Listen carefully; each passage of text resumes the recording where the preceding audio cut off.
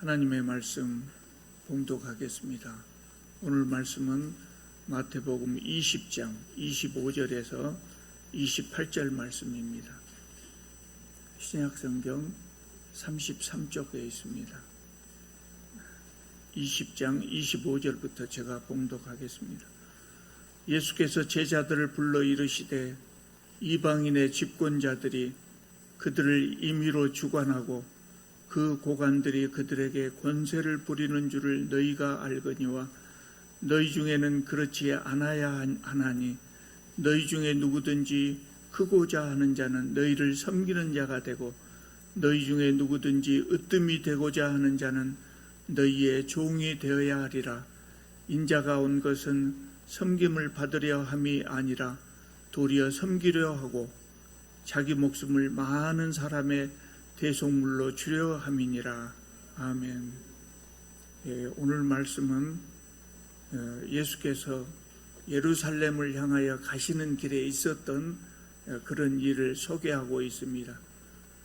예수님의 제자들은 그때 무슨 생각을 했냐면, 우리 선생님이 드디어 예루살렘에 올라가시는데 이번에 예루살렘에 가시면 드디어 우리가 기다리던 그 왕위에 오르실 것이다, 이렇게 생각했던 것 같습니다. 그러면 지금쯤은 예수님의 왕국을 다스려 나갈 신하들을 조각을 해야 되지 않을까, 그런 생각을 제자들 마음속에 했던 것이죠. 그런데 예수님은 이것에 대해서 아무런 말씀이 없으셨습니다. 아마 제자들의 마음이 조급했을 수도 있어요. 그래서 그랬는지 20절을 보면은요, 오늘 제가 25절부터 읽었습니다마는 오늘 이 이야기는 20절부터 시작됩니다. 20절을 보면 그때 세베대의 아들의 어머니가 그 아들들을 데리고 예수께 와서 절하며 무엇을 구하니 그랬습니다. 세베대의 아들들은 야고보와 요한을 말합니다. 이 두 형제가 모두 예수님의 제자였고요, 또 야고보와 요한은 베드로와 더불어서 이 세 제자가 항상 예수님 곁에 있었어요. 그러니까 제자들 중에서도 최측근이라고 할 수 있었죠. 근데 이 여인이 예수님께 와서 무엇을 구했다고 그럽니다. 그래서 21절을 보면 예수께서 다시 묻습니다. 무엇을 원하느냐? 그렇게 그 여인에게 묻습니다. 그러니까 그 여인이 뭐라고 대답합니까? 나의 이 두 아들을 주님의 나라에서 하나는 주의 우편에 하나는 주의 좌편에 앉게 명하소서, 이거를 요구를 했어요. 이게 뭡니까? 예수님이 왕이 되시면 나의 두 아들 중에 하나는 좌의정, 하나는 우의정으로 삼아 주십시오. 인사청탁입니다. 그렇게 그것을 요구를 한 겁니다. 제가 어려서 이 말씀을 읽을 때 아무리 그렇다고, 아무리 가까운 사이라고 하더라도 어떻게 이렇게 대담하게 두 아들을 다 좌의정, 우의정 삼아주라고 부탁할 수 있을까? 그게 좀 궁금했어요. 나중에 성경을 다시 한번 자세히 읽을 때 보니까 이 비슷한 말씀을 예수님이 하셨어요. 이미 19장 28절을 보면 무슨 이야기가 나오냐면요, 예수께서 이르시되 내가 진실로 너희에게 이르노니 세상이 새롭게 되어 인자가, 예수님을 말합니다, 내가 내 영광의 보좌에 앉을 때 나를 따르는 너희도 12 보좌에 앉아 이스라엘 12지파를 심판하리라, 이런 말씀을 하셨거든요. 그러니까 이거를 잘못 오해해서 들은 것 같아요. 야고보와 요한은 이 말씀을 예수님이 왕위에 등극하시면 우리는 이제 정승탄서가 되는구나, 이렇게 했던 것 같아요. 그런데 이 말씀은 세상 끝날에 나타날 현상에 대한 말씀이거든요. 예수께서 다시 오실 때 그때 그렇게 된다는 거거든요. 그런데 이들은 예수님이 왕이 되시면 우리는 이제 높은 자리에 앉아서 이스라엘을 다스리게 되겠구나, 이렇게 오해했던 것 같아요. 그리고 이제 예수님은 왕이 되시러 예루살렘으로 가신단 말이죠. 자기들 생각에. 그러면 지금쯤은 누가 좌의정하고 우의정하고 정해져야 될 텐데 왜 아무 말씀도 없으실까? 아마 야고보와 요한은 집에 가서 자기 어머니하고도 의논했을지도 모르죠. 그러니까 어머니가 와서 이제 청탁을 한 거예요. 야고보와 요한의 어머니는 예수님하고 친척이었다고 그러거든요. 그래서 쉽게 이야기했던 것 같아요. 이 여인의 청탁을 들으시고 예수님은 기가 막히셨을 거예요. 왜 기가 막히셨을까요? 예수님은 지금 왕이 되기 위해서 예루살렘에 가시는 것이 아니고 뭐하러 가요? 십자가를 지시러 가요. 십자가의 길, 고난의 길을 가신다. 그런데 그거를 요청을 해요. 예수님 옆에 왼쪽에 한 사람은 왼쪽에 한 사람은 오른쪽에 앉게 하여 주시옵소서. 그렇게 부탁을 했단 말이죠. 그러니까 22절 말씀입니다. 예수님이 뭐라고 대답하십니까? 너희는 너희가 구하는 것을 알지 못하는도다 그랬어요. 이 여인은 정말 자신이 구하는 것이 무엇인지, 그 의미가 무엇인지를 잘 알지 못했어요. 예수님은 지금 십자가를 지시러 가시거든요. 그러면 이 여인이 원하는 대로 해준다면 야고보와 요한도 예수님 왼쪽 오른쪽에 함께하고 싶다, 그런 마음 똑같겠죠. 그러니까 이들이 원하는 대로 예수님이 해주신다면 이들은 어떻게 해야 돼요? 십자가를 져야 돼요. 예수님이 십자가 지실 때 한쪽에 누가 십자가를 졌다 그래요? 강도가. 또 한쪽에도 강도가. 이렇게 십자가를 졌는데 그 강도들 대신 야고보와 요한이 십자가를 져야 돼요. 그러니까 기가 막히셨을 거예요, 예수님이. 예수께서 그래서 너희는 너희가 구하는 것을 알지 못하는도다, 이렇게 말씀을 하셨어요. 너희는 너희가 구하는 것을 알지 못하는도다. 구하는 내용이 무엇인지 알지도 모르고 지금 구하고 있다는 거예요. 사실 우리도 하나님께 많은 것을 구하지만, 기도하면서 많은 것을 구하지만 하나님께서도 우리에게 그렇게 말씀하셨을 때가 있었을 거예요. 너는 네가 구하는 것을 알지도 못하는구나, 알지도 못하면서 지금 구하고 있구나. 아마 그런 경우가 정말 많았을 것 같아요. 우리도 역시 우리가 구하는 것이 무엇인지 알지 못하고 구하는 경우가 많거든요. 실제로 그것을 구해서 예수께서, 하나님이 우리에게 그것을 주신다면 그것은 오히려 우리에게 독이 된다고, 독이 되는데 그것도 모르고 구할 때가 있어요. 심지어는 안 준다고 금식 기도까지 하면서 기어이 받으려고 하는 경우도 있잖아요. 그럴 때 하나님께서 뭐라고 대답하셨을까요? 너는 네가 구하는 것을 알지 못하는 것이다. 알지도 못하고 구하는구나. 그렇게 말씀하셨어요. 그래서 예수께서 다시 묻습니다. 22절 다시 한번 보시기 바랍니다. 다시 묻습니다. 내가 마시려는 잔을 너희가 마실 수 있느냐? 그렇게 묻습니다. 그러니까 야고보와 요한이 그 뜻을 정확하게 알지도 못하면서 뭐라고 대답합니까? 할 수 있나이다. 예. 이 할 수 있나이다 그냥 써져가지고 억양도 없고 강세도 없고 악센트도 없고, 그래서 우리가 어떤 식으로 말했는가를 알 수 없지만 이거 읽어보면 그런 느낌이 들어요. 할 수 있나이다 아마 그랬던 것 같아요. 예? 너희가 자유의정 노릇할 수 있겠냐? 그렇게 물어본 줄 알고 저 잘할 수 있어요 아마 그렇게 대답했을 것 같아요. 그 23절을 보면 예수께서 다시 대답하시기를 너희가 과연 내 잔을 마시려니와 그랬어요.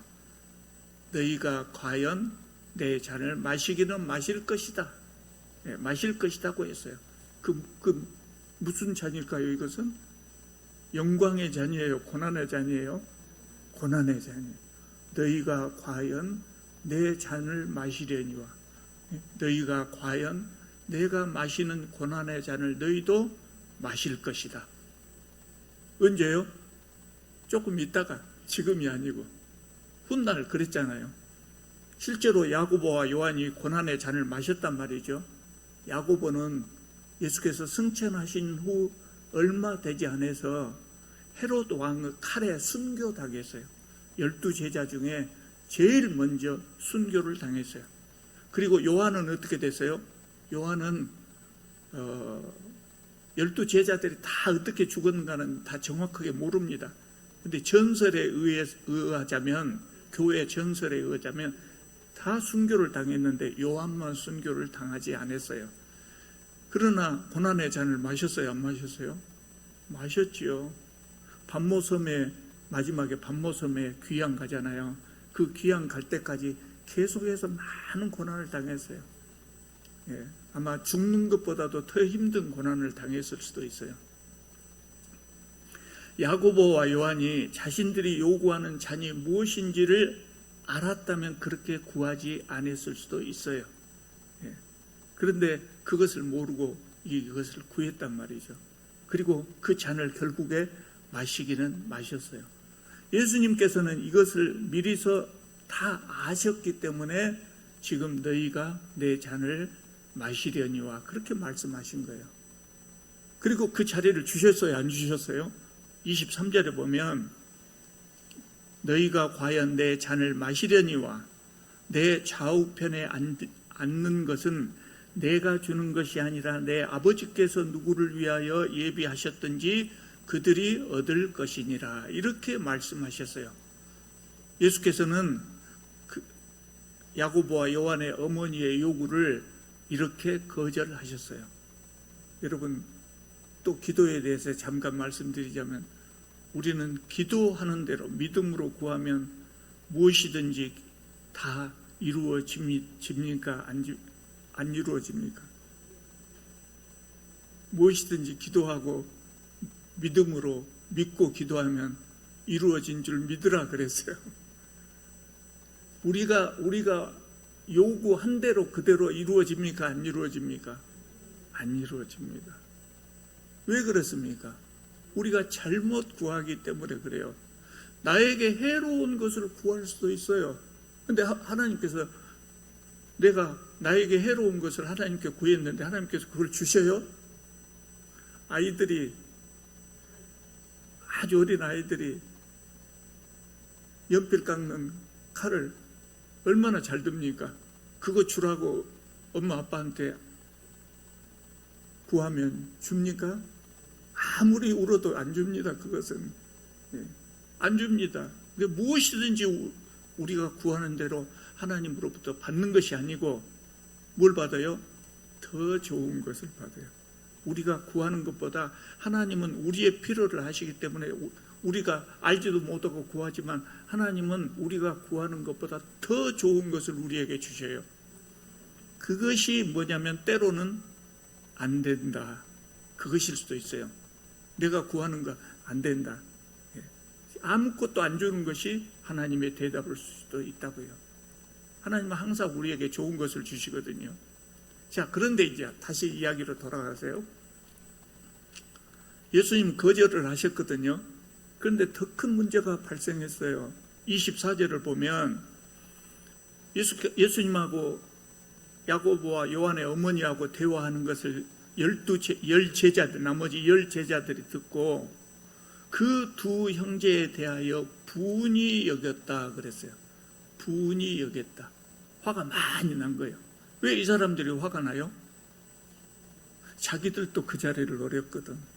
자기들도 똑같은 생각을 하고 있거든요. 그러니까 화가 난 거죠. 12제자 중에 누가 제일 화가 났을까요? 아마 베드로가 그랬을 것 같아요. 왜 그래요? 베드로는 야고보와 요한과 더불어서 예수님의 최측근이었고, 그리고 베드로는 그때까지 계속해서 제자들 중에 반장 노릇을 했거든요. 제자들이 대표 역할을 했어요. 그러니까 베드로는 속으로 예수님 다음에 2인자의 자리는 내 자리다, 이렇게 생각했을 거예요. 그런데 야고보와 요한이 선수를, 어머니를 시켜서 선수를 쳐버렸어요. 그것도 2인자 자리만 차지한 것이 아니라 3인자 자리까지 차지해버려. 그러면 나머지는 뭐냐? 뭐 그랬을 수 있죠. 베드로가 막 제일 화가 났을 거예요. 분이 여겼다 그랬어요. 그러니까 막 제자들이 상당히 많이 다툰 것 같아요. 예수께서 그 모습을 보시고 오늘 우리가 함께 읽은 본문의 말씀을 하신 거예요. 다시 한번 읽어보겠습니다. 25절입니다. 예수께서 제자들을 불러다가 이르시되 이방인의 집권자들이 그들을 임의로 주관하고 그 고관들이 그들에게 권세를 부리는 줄을 너희가 알거니와 너희 중에는 그렇지 않아야 하나니 너희 중에 누구든지 크고자 하는 자는 너희를 섬기는 자가 되고 너희 중에 누구든지 으뜸이 되고자 하는 자는 너희의 종이 되어야 하리라. 이렇게 말씀을 하셨어요. 예수님의 이 말씀의 의미는 뭐냐면요, 말씀의 의미는 해석할 것도 없이 여러분 그냥 아실 수 있죠. 근데 예수님은 지금 무슨 말씀을 하시냐면 제자들이 지금까지 살아왔던 그리고 경험했던 이 세상 나라의 리더십하고 아직은 제자들이 경험하지 못한 하나님 나라의 리더십의 차이를 이야기하고 있는 거예요. 세상 나라는 어떻게 운영되고 있고 하나님 나라는 어떻게 운영되어야 하는가, 이 차이를 지금 이야기하고 있는 거예요. 세상 나라는 높은 자가 될수록 군림을 하고 하나님 나라는 높은 자리에 앉으려면 낮추어서 종이 되어야 한다. 지금이나 그때나 세상에 권력 가진 사람들은 그 권력을 이용해서 자기가 누리고 싶은 것, 모든 것을 누리려고 합니다. 여러분 많이 경험해 봤을 거예요. 그래서 힘없는 사람을 억누릅니다. 아랫사람들에게 별일도 아닌데 큰 소리로 무안을 주고 화를 내고 아무 이유 없이 괴롭히고, 직장 생활 해본 사람들은 평생에 한 번쯤은 느낄 거예요. 저도 경험해 봤어요. 자기 일은 떠넘기고 부하들의 성과는 가로채고 사적으로 기분 나쁜 것까지 모든 분풀이를 부하 직원들에게 해대는 사람도 있어요. 심지어 권력을 이용해서 성희롱하고 성추행하고 그런 사람들까지 있잖아요. 예수께서는 이런 행위를 뭐라고 했어요? 이런 행위는 누가 한다고요? 이방인의 집권자, 다시 말해서 이방인들, 안 믿는 사람들이 하는 짓이다. 안 믿는 사람들이나 하는 짓이다. 그런데 유대인 사회에서 그때까지 제자들이 경험했던 것이 그거였거든요. 유대인 사회는 하나님을 믿는 사람들이기 때문에 하나님 나라가 이미 되어야 되잖아요. 근데 그 유대인 사회도 역시 세상과 다름이 없었다고 해요. 그러니까 종교 지도자들이 예수님이 말씀하신 그런 모범을 보이지 못했어요. 그러니까 제자들도 그런 세상 속에서 살아왔죠. 그런 사고, 그런 행동에 젖어 있었던 것이죠. 그래서 높은 자리에 앉으려고 한 거예요. 하나님 나라의 질서는 오히려 지위가 높을수록 더 많은 사람을 섬겨야 하고 으뜸이 되고자 하는 자는 종이 되어야 한다. 이렇게 예수께서는 말씀하셨어요. 이 말씀은 지금은 우리가 많이 들어본 말이죠. 많이 들어본 말이기 때문에 그런갑다 하고 그냥 들은데, 예수님의 제자들이 예수님의 이 말씀을 들을 때 이 말씀은 혁명적인 것이었어요. 혁명적인 것이에요. 그 시대의 종은 사람도 아닌데 으뜸이 되고자 하는 자는 종이 되어야 하리라. 예수님의 그 말씀을 이해할 수가 있었겠어요? 아주 파격적이고 혁명적인 말씀이었어요. 여러분, 지금은 경영학 교과서에도 이 종의 리더십이라기보다 영어로 그대로 표현되어 가지고 서번트 리더십이라고 합니다. 종의 리더십이라고 하는 것이 경영학 교과서에 소개되어 있어요. 성경에서 나온 이야기예요. 그것뿐만 아니라 엄격한 가부장적 리더십보다는 어머니형 리더십, 부드러운 리더십이 더 좋은 리더십이고 더 효과가 있다고 하는 것이 이미 알려져 있어요. 그래서 지금은 이런 리더십을 가진 사람이, 이런 리더십을 가진 상관들이 꽤 많습니다. 그래서 우리는 낯설지 않아요, 이 말씀이. 근데 예수님의 말씀은 제자들에게 정말 파격적인 말씀이었어요. 제자들은 예수께서 세우실 나라에서 가장 높은 자리에 앉고 싶어 했지만 예수님은 제자들에게 섬기는 자가 되어야 한다, 그렇게 말씀하셨어요. 참된 지도자는 섬기는 자의 마음으로 기꺼이 다른 사람을 도와야 한다는 거예요. 자기보다 낮은 자리에 있는 사람들을 대할 때 대부분 많은 사람들이 그래요. 저 사람들로부터 무엇을 얻어낼 것이냐, 저 사람들에게 무엇을 주장할 것이냐, 어떻게 그 사람들을 부려먹을 것이냐, 이런 걸 생각하죠. 근데 예수님의 말씀은 그렇게 하지 말고 어떻게 하면 그 사람들을 도와주고 어떻게 하면 위로하고 섬길 것이냐, 그것을 먼저 생각해야 된다는 거예요. 더 나아가서 높은 자리가 낮은 자리보다 우월한 것이 아니고 높은 자리냐 낮은 자리냐 하는 것은 역할이 다른 것일 뿐이다. 역할이 다른 것일 뿐이다. 이것이 예수님의 리더십이었어요. 그리고 예수님은 28절 마지막 절에 당신 자신, 예수님 자신을 예로 들어서 설명을 하잖아요. 인자가 온 것은, 내가 온 것은 섬김을 받으려, 나도 그렇다, 나도 섬김을 받으려고 온 것이 아니고 도리어 섬기려 하고 내 목숨을 많은 사람들의 대속물로 주려고 왔다. 내가 왕이 되려고 온 줄 아느냐, 그 말이야. 내가 왕이 되려고 온 줄 아느냐. 나는 왕이 되려고 온 것이 아니라 저 사람들, 세상 모든 사람들을 섬기려고 왔다, 그 말이에요. 예수님은 하나님이셔요. 그런 하나님께서 자기 목숨을 많은 사람들의 대속물로 주기까지 섬기려고 오셨다는 거예요. 그러면 예수님의 제자들은 어떻게 살아야 될 것인가? 이 답이 나오잖아요.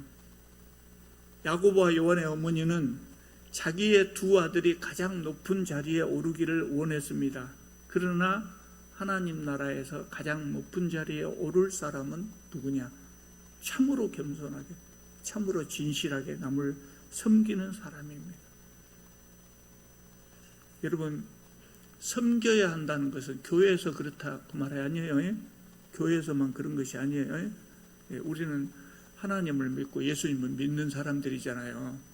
그러니까 하나님 믿고 예수님 믿는다고 하면 하나님이 살아계신다 하는 것을 마음으로 동의하고, 예수께서 나 대신 십자가를 져주셨다고 하는 것을 마음으로 알고 믿는 것, 그것을 믿는다고 생각해요. 그러나 정말 예수님을 믿고 하나님을 믿으려면 행동으로 나타나야 돼요. 그게 마음으로 믿습니다 이게 아니라 하나님께서, 예수께서 말씀하신 대로 해봐야 돼요. 그러니까 예수님 나라의 리더십을 세상 속에 가서도 실천하면서 살아야 된다는 거예요. 세상 속에서도. 그래야 믿는 사람이라고 하는 거예요. 그래야 믿음이 있는 거예요. 세상 속에서 하나님의 리더십을 왜 실천해야 됩니까? 세상 속에, 교회에서 하면 돼. 예수님 말씀은 교회에서 지키면 되지. 왜 세상 속에까지 가서 그걸 우리가 해야 됩니까? 우리의 책임이 있잖아요.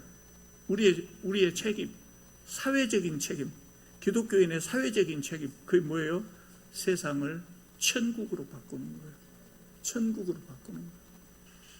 그래서 가정에 가보면 가정이 천국이 되어가지고 아내가 행복해하고 자녀들이 행복해하고, 직장에 가면 직장에 우리 직원들이 다 행복해하고, 이런 직장 너무나 좋다, 이런 직장이 세상에 또 어디가 있을까, 그런 하나님 나라로 바꿀 수 있어야 돼. 그렇게 하기 위해서는 세상 사람들이 사용하는 리더십을 그대로 사용해서는 안 되고 예수님의 리더십을 사용해야 세상이 변한다는 거죠. 어떤 사람들은 그렇게 말하는 사람들이 있어요. 아랫사람들은 잘해주면 안 된다, 달달 볶고 큰 소리를 내고 해야만 말을 듣는다, 좋게 대해주면 권위가 서지 않는다. 제가 직장을 3군데를 다녔거든요. 그런데 그 중에 한 직장에서 그런 분을 한번 만난 적이 있어요. 대단히 권위적. 부하들은 숨도 제대로 쉬지 못할 정도로 그렇게 억하고 억누르는 사람이 있었어요. 얼른 보면 그 사람이 조직을 완전히 장악하는 것처럼 보여요. 카리스마가 있는 것처럼 보여요. 그런데 실제로는 그렇지 않아요.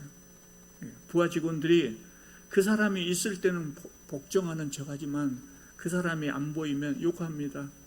욕해요. 그리고 무시합니다. 멸시합니다. 그럼 그 조직이 제대로 작동하겠습니까? 제대로 돌아갈 리가 없지요. 그 사람이 있는 데서, 그 사람이 보는 데서만 열심히 일하는 척 할 뿐이죠. 또 어떤 사람은 그래요. 성경은 비현실적이다. 성경 말씀대로 사업을 하면 어떻게 사업을 한다냐? 사업 못한다. 그렇게 말하는 사람도 있습니다. 이 성경 말씀은 그냥 말씀으로만 읽는 것이 아니고 우리의 삶에 적용을 해봐야 돼요. 사실 그것이 용기예요. 안 될 것 같은데? 그런 생각이 들어요. 근데 그것을 해보는 것이 용기예요. 그리고 그것을 실천한 것이 믿음이고요. 여러분, 우리가 서 있는 그 자리를 하나님 나라로 바꾸어야 될 책임이 있어요. 예수께서 우리에게 그 사명을 주셨어요. 그것을 하려면 세상 사람들이 하는 것과 똑같은 방법으로 하면 세상이 바뀌지 않아요. 세상 사람들이 하는 방법하고 다른 방법으로 해야 돼요. 오늘 말씀 중에서는 그게 뭡니까? 섬기는 리더십. 성경은 읽을 때마다 우리에게 새로운 것을 가르쳐 주지만 오늘 말씀 속에서는 섬기는 리더십이에요. 대단히 어려운 것 같지만 해보면 할 수 있어요. 그리고 어렵다고 할지라도 우리가 그것을 힘쓰고 노력해야 세상이 하나님 나라로 바꿔지는 것이에요. 우리는 세상의 모든 사람들을 섬김으로 우리가 사는 세상을 아름다운 세상으로 변화시킬 수 있기를 바랍니다.